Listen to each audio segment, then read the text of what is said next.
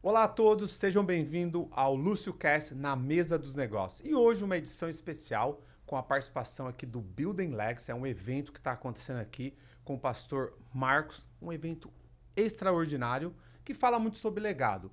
E agora eu vou bater um papo com o Daniel Queiroz, pastor, empresário, que acabou de palestrar. Então eu quero entender um pouquinho como foi a preparação da palestra e o que motivou você a estar aqui hoje, conectado com esse evento que fala sobre legado. Seja bem-vindo.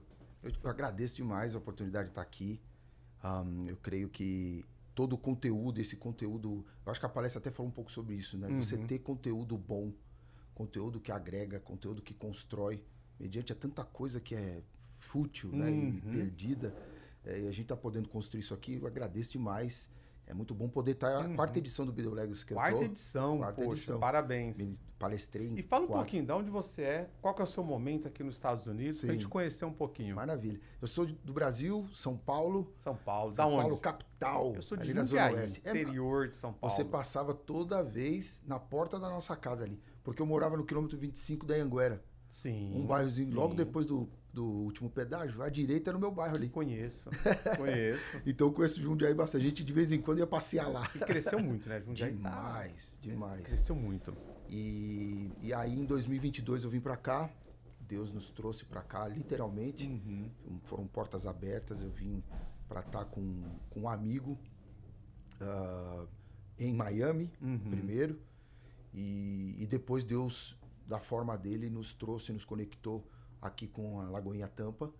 Então, desde 2023, nós estamos na Lagoinha Tampa e esse finalzinho de ano, nós assumimos a igreja. Então, nós estamos à frente da igreja hoje na Lagoinha Tampa. A parte empresarial, qual que é o segmento? Então, eu tenho mais de 20 anos no desenvolvimento de sistemas. Legal. E em 2011 eu virei a chave. Eu até estava falando pro pessoal que uma coisa engraçada é que a minha última empresa que eu trabalhei foi o Walmart. Então eu trabalhei no Walmart no Brasil para depois vir para cá. E logo depois, quando virou a chave, até por aquilo que eu creio que Deus tem como chamado para a minha vida mesmo, a minha missão ela é alcançar, transformar, desenvolver e potencializar pessoas. Uau, essa é a minha missão. Vamos lá, repete. Alcançar, transformar, desenvolver e potencializar pessoas. Então quando eu estou aqui, eu estou vivendo a minha missão. Você está desenvolvendo, você está potencializando, você está transformando, sensacional. Então, e é uma coisa que as pessoas às vezes não têm conta, de que a nossa missão ela não é vivida só no ambiente corporativo, ela não é vivida só no contexto secular, mas ela é vivida, por exemplo, todos os dias eu tenho que alcançar meu filho, minha filha e minha esposa. Eu tenho que ser um instrumento de transformação para a vida deles. E o pessoal às vezes quer viver de uma forma num lugar, separar de outra tudo. forma no outro, e ainda quer que as coisas fiquem parecidas. Sim. E não tem como. Eu falo muito que a pessoa, até o Alexandre que eu falei antes, ele trouxe um pouco sobre, né, fortalecer o CPF. Sim. E geralmente a pessoa não quer fortalecer o CPF, ela quer fortalecer o CNPJ. Por quê? Ela busca validação no CNPJ. Que é mais fácil. É mais fácil, mas já tem um destino, já está certo o que vai acontecer. Eu já sentei em grandes mesas, grandes empresários, e o pessoal fala, busquei o sucesso, busquei a validação, busquei tudo, a falta de paternidade, busquei tudo lá fora, buscando ter uma grande empresa. Sim. E ele volta e fala, poxa vida, mas arrebentei com a minha família, esqueceu de fortalecer o CPF. Como é que você vê isso? Você consegue separar, ou até dar uma dica, como é que você consegue conectar os dois? Na verdade, eu sempre fui alguém que trouxe a família para aquilo que eu fazia. Então, por exemplo, a minha esposa, quando a gente, nessa virada, nós abrimos uma empresa de treinamento. E graças a Deus nós trabalhamos com Gol, com Sony, com Claro, e íamos para dentro das empresas para gerar essa nossa missão, que acabou virando também uma missão da nossa empresa. Sim. E a minha esposa ia comigo, ela trabalhava comigo. Meu filho me ajudando com isso, minha filha trabalhando comigo. Então, eu vi que assim, o que eu faço, a minha família tem que estar junto. Então, o meu principal conselho é traga a sua família para viver o seu dia a dia. traga a sua família para viver com você o que você pode viver. Eu sei que tem muitas realidades que talvez não possam. Só que não é só estar junto no ambiente de trabalho. Não. É compartilhar, é sentar numa mesa às vezes e falar, puxa, vocês não sabem o dia de desafiador que eu tive hoje. E eu queria contar com vocês. Eles se sentem parte. Até porque, vou falar agora muito como papel de homem. Aham. Às vezes nós queremos ser tão durões. Uau. É. Duro, tá tudo Sim. certo. Por mais que nós não abrimos a boca para externar o momento difícil, a E que é um dificuldade, problema. que é uma, você vai se afundando, Yeah. mas querendo ou não, você reflete na família, você penaliza a família, porque você chega, você está estressado, você não se abre, porque culturalmente, o que eu aprendi? Eu aprendi que o homem não chora, que o homem tem que ser duro, Yeah. cala a boca, é macho, aguenta firme, você é homem. Mas peraí, como assim? É. Então, eu sempre gosto de desconstruir muitas coisas que foram falado que eu Sim. seria, que eu poderia ou não poderia. Eu sempre volto e faço perguntas. Peraí, por que eu não posso chorar? Yeah. Peraí, por que eu não posso externar uma dor? Peraí, por que eu não posso ser vulnerável, Uhum. sendo que a definição de vulnerabilidade para mim era ruim? Olha que doido. A percepção que eu tinha da palavra Eu não posso ser ser vulnerável, Aham. nunca. Seja Yeah. sempre firme. Aí eu desconstruí, peraí. Eu comecei a encontrar cura através da vulnerabilidade. Eu chego, pastor Daniel, eu estou com uma dificuldade nessa área. Aí você vira e fala, tranquilo, Lúcio, eu tenho a cura para isso. Uhum. Só que aí a gente não abre a boca, Yeah. porque eu não posso externar o que vão pensar de mim. A minha fraqueza. A minha fraqueza, eu falo que o diabo ele não consegue tirar dom, ele não consegue roubar muita coisa. Mas eu falo que ele é especialista numa coisa, distorcer as coisas. Porque se ele Mentiroso distorceu... desde o Não, princípio. ele só faz assim. Ô, Lúcio, ponto. Se ele não conseguir ver direito, tá tudo certo. E ele fica olhando e falando, uau, deixa ele assim. Não, até porque o grande problema é que parece verdade. Claro, O que ele fala parece uma não, verdade. absoluta. Fica algo assim. Perfeito, né? Você fala, não, tá, isso aqui é correto. Só que, na verdade, tem, no fundo, tem aquele problema. É. Então, eu tenho a oportunidade de trabalhar com muitos homens, aconselhar muitos homens, tanto homens de negócio quanto pessoas assim. Na verdade, todo mundo trabalha, mas quando eu falo assim, executivos e essas pessoas. E a dor é a mesma. Adorar mesmo. E a gente, e até hoje, falando sobre aquilo que a gente veio. Eu acho que eu fui bem. Hoje foi bem pastoral a minha palestra. Diferente um pouco das outras, que eu trouxe mais conceitos. Mas eu sei que muita gente vai trazer os conceitos business. Técnicos e... E eu fiquei com essa parte de. Deixa eu trazer algo que quebre um pouco esse gelo e a gente entre em algo que seja um pouco mais profundo. Justamente nessa questão assim. Quando se fala de legado, e a gente está falando sobre a questão do Building Legacy, de você Sim. ter intenção. E você está conectado, é a quarta edição que você participa, né? Yeah. E a gente intencionalmente gerar esse legado. Por quê? Porque legado a gente gera de qualquer jeito. Esse legado que você falou que vieram dos nossos pais, dos nossos avós, do homem ter que ser duro, do homem ter que ser... dele não chora. Querendo ou não, isso foi passado de geração em geração e chega na gente. Acabou. É um legado que foi construído. Aí o que eu vejo? Aí quando eu olho pro meu avô, pastor também, meu pai pastor, eu sou filho de pastor, neto de pastor, sobrinho de pastor. E quando eu olhava para a vida do meu avô, eu vi um grande homem de Deus que sentava às vezes do meu lado para chorar. E que me ensinou de que homem, ele é firme, homem, ele é forte, mas ele também Uau. é alguém que é sensível. Pode ser. Pode, não tem problema nenhum, né? Não tem. Não tem. Ele não vai ser condenado por ter aquele momento de vulnerabilidade. Exato. Porque o nosso Jesus chorou. É. O amigo dele morreu. A família dele estava consternada. Ele sabia que ele tinha solução. Eu fico me perguntando isso. Ele ia ressuscitar Lázaro.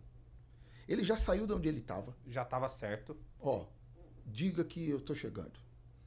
Ele retardou e foi. E quando ele chegou lá, ao ver Marta e Maria, ele chorou. Sabendo que ele ia ressuscitar. Por quê? Porque para mim o homem mais casca-grossa que existiu na história foi Jesus.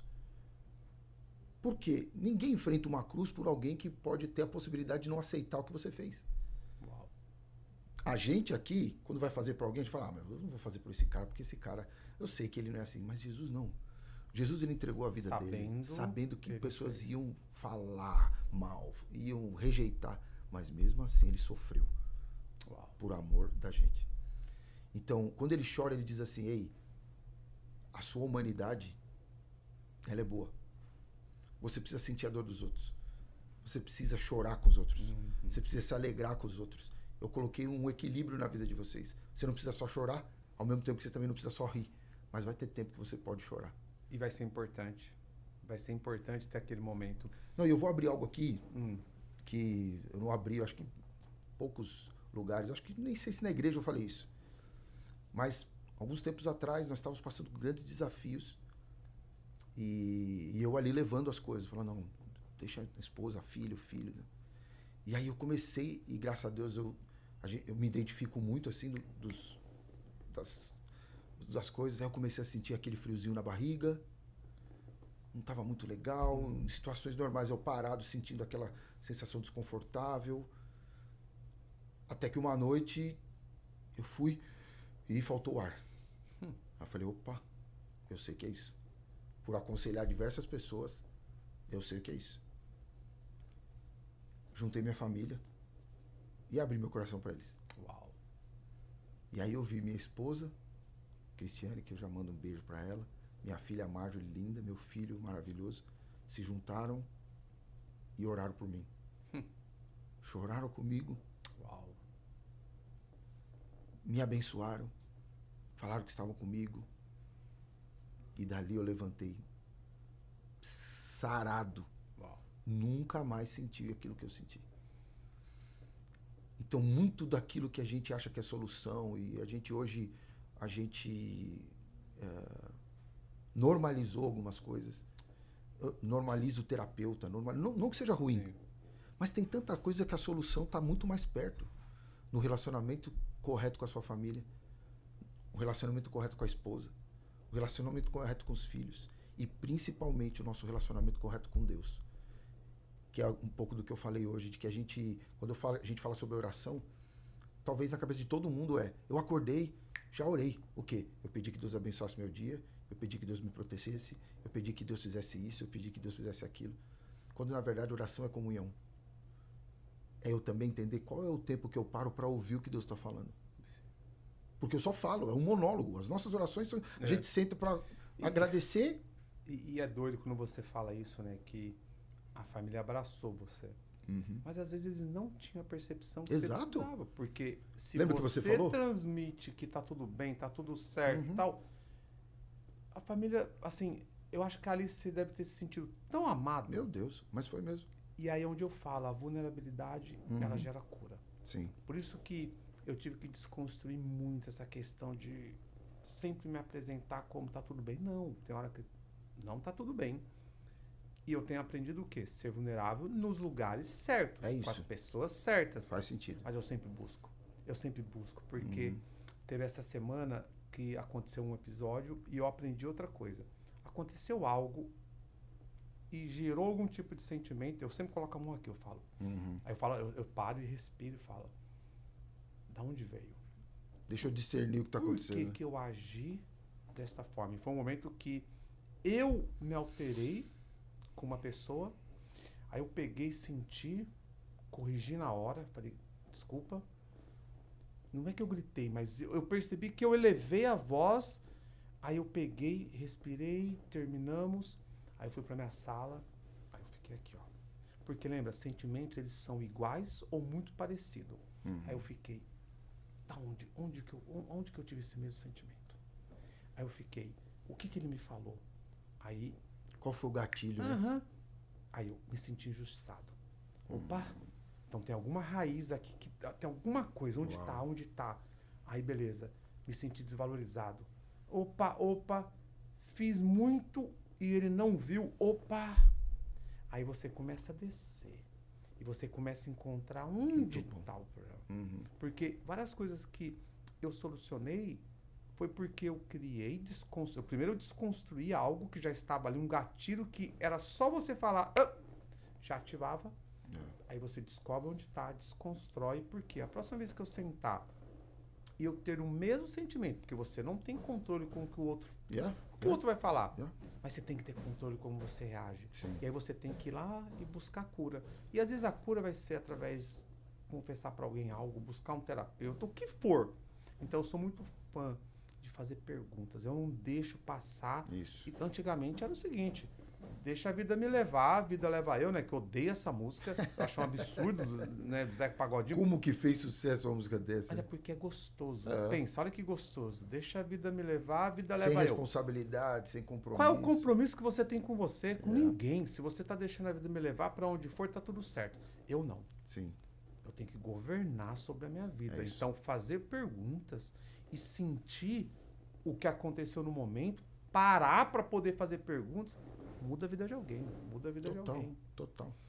Legado, quando você correlaciona com negócios. Uhum. Como é que você consegue unir os dois?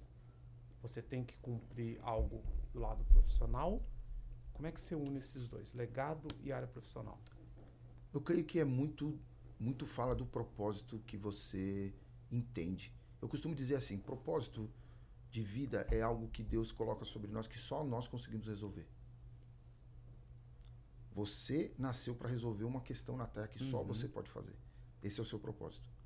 Não tem a ver com o meu, não tem a ver com outro, por mais que os nossos propósitos possam se conectar como está acontecendo agora. Eu sei que você tem um propósito, eu tenho outro, mas na verdade nós estamos nos conectando agora porque temos propósito. Então, geralmente, pessoas de propósito se conectam para poder viver isso. Quando a gente fala de negócio e de propósito, etc., toda pessoa que enxerga propósito no seu negócio vai deixar um legado. Então, se o teu propósito é dinheiro, O seu legado vai estar conectado. só dinheiro. E a gente sabe que é frio, né? É um legado frio. Bom, porque a Bíblia até fala sobre isso no livro Eclesiastes, que o dinheiro move tudo. E a gente precisa de dinheiro. Precisa. Só que o problema é que quando o propósito está no dinheiro, geralmente o nosso coração se desvia. Corrompe. Exatamente. Muito fácil. Que é uma entidade. Jesus, ele fez essa... dinheiro é mamon. É a entidade que todos aqueles que amam dinheiro acabam cultuando essa entidade. Então, quando a gente vê isso, a gente começa a entender que para eu ter um negócio que gere legado, ele precisa ser transformacional para a vida das pessoas. Então, como que o meu negócio transforma a vida de alguém? Não é só resolver um problema, mas é transformar a vida de alguém. Que vai lá e fala, caramba, eu fui naquela empresa. Porque, olha bem, vou falar de duas a gente não está ganhando nada com eles aqui, mas eu vou falar dois nomes de mercado que são muito conhecidos aqui nos Estados Unidos. O Walmart e o Publix. O Publix, quando você entra nele, pessoas sorrindo, pessoas te atendendo bem. Você vai no Walmart, é mais barato. Mas você vê pessoas mal-humoradas, você vê um ambiente mais carregado. Nível de organização. E aí você percebe, porque eu trabalhei no Walmart, então eu sei do que eu estou falando. Então, quando eu vou para um Publix, eu vejo que as pessoas estão ali buscando te atender, buscando sorrir. E o seu negócio já fala, não, eu prefiro estar nesse lugar do que nesse. Até pagando um pouquinho mais caro. Exatamente. Publix. Verdade. Exatamente. Pergunta que aí eu vou, talvez, pro lado pastoral. Sim. Por que você acha que em Gênesis, quando Deus ele começa, né, ele pega, acho que é Gênesis primeiro que fala sobre, né, que a terra sem forma e vazia, e ele começa divisão da terra, da água. Por que você acha que Deus já não chegou e falou assim, então, ó, já está tudo formado e agora governem, multipliquem, vocês são imagens semelhantes. Por que você acha que Deus fez questão de mostrar que era sem forma e vazia? E começar a criar. Assim, eu falo porque eu li Gênesis nesses últimos 30 dias, umas 15 vezes. Ótimo. E áudio, né? Eu gosto de escutar. E eu fiquei, Deus, por quê? Por que você já não pegou e se apresentou tudo formado? Fez questão de falar, era sem forma e vazia. Aí eu quero pegar a sua percepção, porque é uma pergunta que eu estou me fazendo, é a primeira vez que estou fazendo essa pergunta para alguém de fora. Uau, que legal. Até então tava eu e Deus assim. Eu assim, mano, pra quê? Né? E eu já tive algumas percepções do porquê, Sim. mas eu queria escutar a sua. Tá, primeiro gratidão por poder compartilhar isso com você. A primeira coisa que eu entendo é que, primeiro que eu também amo o livro de Gênesis. A maioria das minhas ministrações, mesmo que eu vou pregar no Novo Testamento, eu trago algo de Gênesis, porque Gênesis é o início. Então tem muito de Deus ali de profundidade. A primeira coisa que a gente entende é que tudo que não tem forma e vazio aceita a forma que Deus pode trazer. Quanto mais você se esvazia, mais você tem dele. E uma terra sem forma e vazia atrai aquele que é o escultor, atrai aquele que é o criador, atrai aquele que é aquele, não, eu vou fazer do meu jeito. A primeira coisa é isso, forma e vazio, eu posso ser preenchido daquilo que o autor tem para colocar. Segundo, é que Deus valoriza o processo. Eu costumo dizer claro ali, né? Ele foi exato. Passo Primeiro a passo. dia, segundo dia, terceiro dia, princípio do descanso, sétimo dia o descanso. Então, o processo é importante para tudo. Eu costumo dizer que o diabo ele gosta de miojo e Deus macarronada. Faz a massa. Tá, então aí outro gancho aí também, tá? Beleza, fez sentido, bom pra caramba. Top. Você crê que qual é o nível de habilidade que Deus nos deu de criar as coisas? Porque Deus criou as coisas, depois ele, né, deu todos os comandos e falou, né, vocês são a imagem e semelhança, multiplicar e tal. Quando você pega a palavra criar, você acha que Deus nos deu a habilidade de criar coisas? Sim, total. Até porque em cima, eu acho que toda a criação nossa é em cima de algo que o Criador já fez. Sim. Então, as cores. Nós criamos cores hoje que não tem, só que todas elas a partir de uma base. Então, por exemplo, a gente tem uma tela hoje. Querendo ou não, por mais incrível que pareça, isso é algo que reflete a nossa visão. De você trazer uma visão para perto. De você entender que Deus deu tábuas e escreveu nela leis. E de repente a gente tem coisas e tudo vem daquilo que o Criador criou. E a gente cria a partir do que foi criado. Então eu creio que essa habilidade é maravilhosa. A gente criar soluções, criar coisas que Deus até mesmo não falou, mas que vem a partir de um princípio. E é interessante porque poucos usam. Eu usei muito pouco isso. Uau. Eu fui descobrir isso há pouco tempo. Eu fui começar... E é interessante que tem coisas que eu olho e aí eu falo, é natural. Né? O crescer é natural, o multiplicar é natural. Sim. Aí você pega tudo que Deus lançou, tudo que você lança como uma semente, se você não pisar e você não matar, ela vai o quê? Ela vai crescer. Vai crescer. Não tem como. É maravilhoso. E aí você pode pegar pro lado bom, ruim, o que for. Sim. Mas, ó, a gente tá... Ó, eu teria mais umas 4 perguntas em cima dessa, mas vamos... Para fechar, deixa uma mensagem para os nossos ouvintes e que você acredita que queima no seu coração e que você quer transferir para eles. Tá bom. Olha ali. Pode olhar nessa câmera. Tá bom. Eu creio que Deus trouxe você aqui, e se você chegou até aqui é porque tem algo que você quer deixar, algo que você quer construir, que você quer gerar para aquilo que vem depois de você. Eu quero te dizer e te encorajar a você não abrir mão e ser intencional naquilo que é a geração de um legado saudável, de algo que vai ser usufruído por pessoas que você nem imagina. Pessoas que vão ser tocadas por a sua decisão de hoje, de você entender que você pode ter um coração saudável, uma mente saudável, e que Deus quer usar a sua vida para que você viva isso, para que a sua descendência experimente isso e desfrute daquilo que Deus coloca sobre você. Deus não coloca as coisas sobre nós ou sobre você à toa.